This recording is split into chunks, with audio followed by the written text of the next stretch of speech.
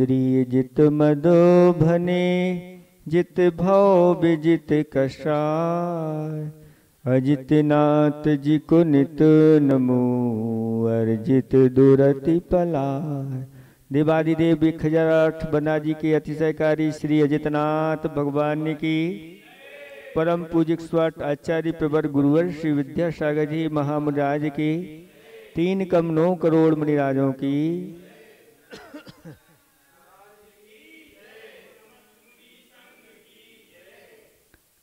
धर्म स्नेही भव्यात्माओं, इस संसार में क्या भरा हुआ है? तो आचार्य भगवंत कहते हैं ये संसार असार है। फिर भी जो बुद्धिमान विवेकी ज्ञानी पुरुष उसमें भी सार ढूंढ लेते हैं, वह संसार से बहुत जल्दी पार हो जाते हैं।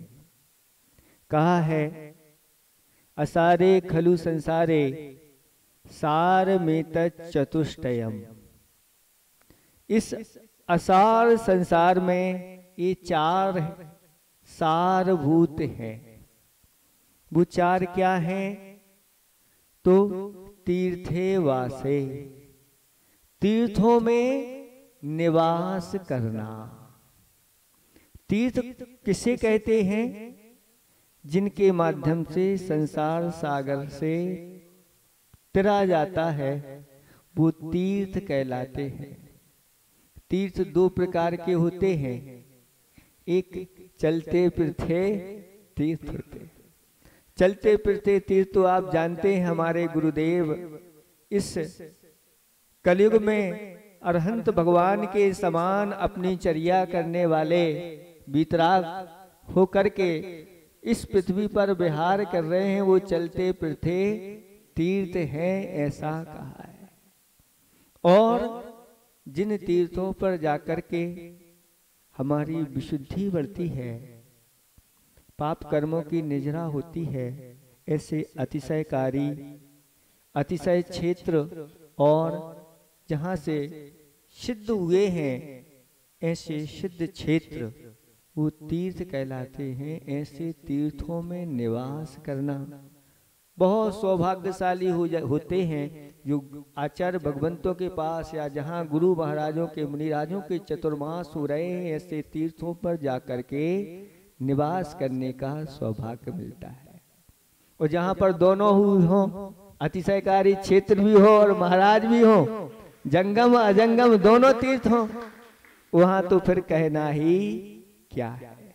तो तीर्थों पर जाकर के, क्योंकि अपन अपने घर में तो रहते हैं, वहां तो पाप का संचय होता है, लेकिन पुण्यशाली होते हैं जो अपने घर का त्याग करके ऐसे तीर्थों पर आकर के निवास करते हैं। तो ये असार संसार में एक चतुष्टय है, वह चतुष्टय में सारभूत तीर्थे वासे यानी तीर्थों में निवास करना है।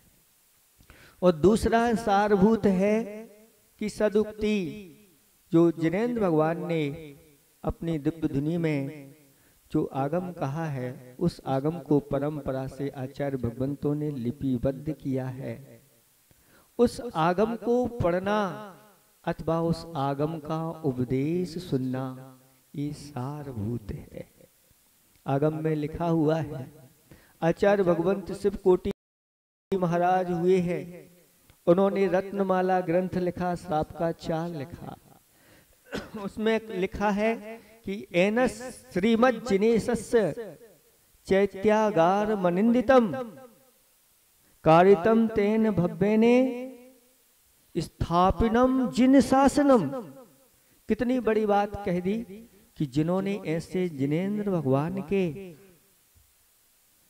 अनिंदित यानी निर्दोष जिन बिंब और जिनालय बनाए हैं, उस भव्य ने जिन शासन को स्थापित किया है। मतलब जो जिनेंद्र भगवान की प्रतिमाएं विराजमान करते हैं, जो अच्छे अच्छे भव्य जिनालय बनवाते हैं, ऐसे उन लोगों के द्वारा ये जैन शासन स्थापित किया जाता है। जब तक ये जिन बिंब और जिनालय रहेंगे तब तक जैन शासन जयवंत रहेगा। ये उसका तब तक चलता रहेगा। ये उसके द्वारा स्थापित किया गया है। ऐसे शास्त्रों को पढ़ने से हमारे लिए इस प्रकार की उक्तियां मिलती हैं। और तीसरा सारभूत ये कहा गया है कि गुरु सेवा। तीसरा सारभूत पदार्थ क्या है? गुरु सेवा। जो गुरुओं की सेवा में लगे रहते हैं उन्होंने इस संसार में सार ढूंढ लिया। और चौथे नंबर पर है आत्मचिंतनम। इस शरीर के अंदर बैठी हुई जो आत्मा है, उस आत्मा का स्वरूप क्या है? जैसा सिद्धों का स्वरूप है। कैसे हैं सिद्ध भगवान? अरूपी है, स्पर्श रस गंध वर्ण से रहित हैं, द्रव्य कर्म भाव कर्म नो कर्म से रहित हैं। ऐसे उन सिद्धों की आत्मा का जो स्वरूप है वही निश्चय से हमारी आत्मा का स्वरूप है।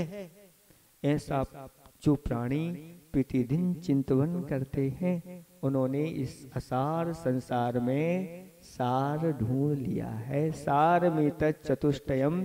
पहला तो है तीर्थों में निवास करना, दूसरा अच्छे अच्छे शास्त्रों का वाचन करना, उसको पढ़ना, अध्ययन करना, मनन करना या गुरुओं का उपदेश सुनना, तीसरा है गुरुओं की सेवा करना, और चौथा है अपनी आत्मा का चिंतन करना।